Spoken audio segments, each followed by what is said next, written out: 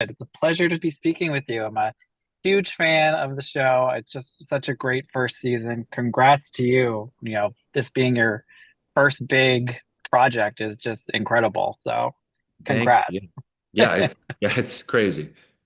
I think it was on your Instagram where you said, you're on a show that's telling the stories of your parents, made by the guys who made two shows you watched as a family growing up. Just can you talk a little about that full circle kind of journey? Yeah, I mean it's amazing. Yeah, as you know, like my parents are both emergency workers. My mom's a ER nurse, my dad's a paramedic, and so the fact that I've spent 10 years working in the theater and auditioning for TV and waiting for the opportunity to come along, and then the opportunity that does come along is the opportunity to tell their story and to not only tell their story, but to tell their story with John Wells and Noah Wiley, the guys that, people don't realize this, but like emergency medicine was not really a respected specialty in the medical field until ER, the TV show, happened. Mm, And then like the number of like med students applying to specialize in emergency medicine, like multiplied by 10x after the show came it's out. wild. They like ennobled this profession in a way. And so to like they didn't ennoble, it's a very noble profession in and of itself, but they brought awareness to it that made Yeah. people see it and appreciate it in a different way. And so to be able to work with those guys on this story is just a miracle. And this show is clearly it's become like appointment television for people on Thursday, which is also kind of unheard of now. We see people live tweeting it on social media. Some of the reaction just wanted to read. The Pit has reached unfathomable levels of good old-fashioned TV. It's the one thing in this country we can agree on that the Pit rules. It also has one of the most genuine and effective word of mouth campaigns. Does the reception of the show feel special? Yeah, no, it feels amazing and it feels kind of not real. Like it really feels not real. I mean, we spent a long time, like we shot, it took us 8 months to shoot for 6 months. 6 months into it, the show came out and people started responding to it. But for the first 6 months, I said to Noah, I was like, man, I love this show. I love this show. This is a straight no chaser show. There's well, like we Mhm. don't do any of the things you're supposed to do to be popular on TV. We don't have a bunch of names. We don't have a bunch of sex.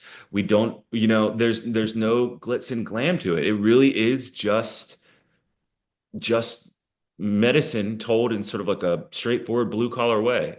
And I love that. But who knows? And I think I said to him at one point, I was like, we got a screening of the first episode, and he goes, "So, what do you think?" And I go, man, I think this is going to be the kind of show that people brag about having watched, like The Wire. It is. You know, like The Wire or The Sopranos like back in like that old school way of doing TV shows.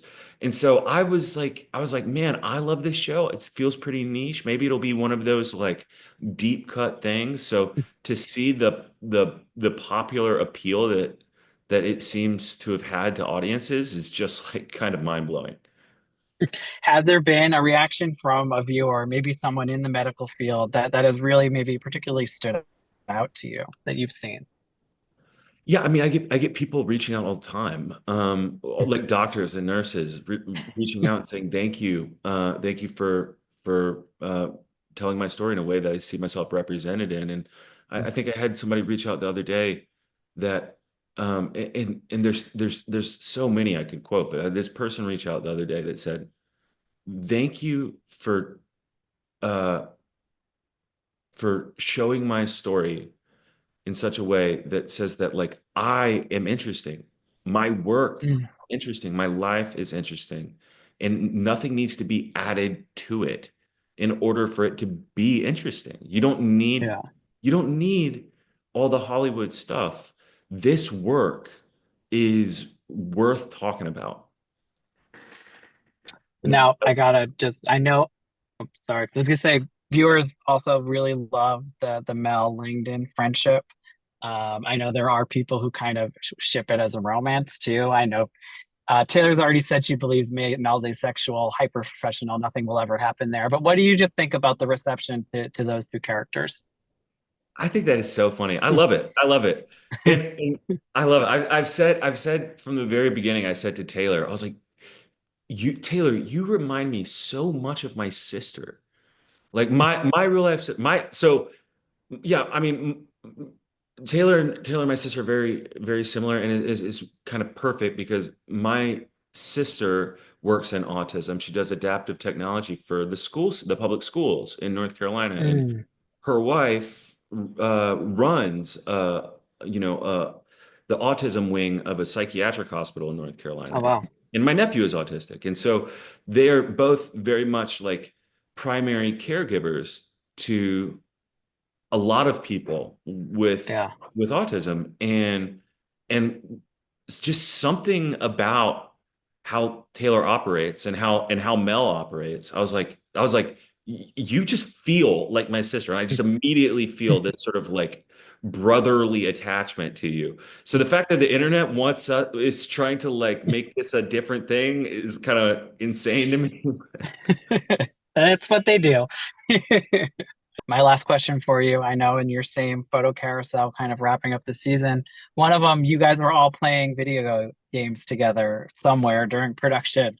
What were you playing and who was the best? Yeah, no, Issa has a Nintendo Switch, and so she would invite us up to come play Mario Kart with her. And yeah, and it was great. I didn't get to join that much. All of us were working a lot, so we Yeah. didn't have that many opportunities to relax. But every once in a while, we would all sneak up to Issa's dressing room and play Mario Kart. Who is your character? Who's your go-to? Toad. It's yes, He's small. yes. He's quick. He's scrappy.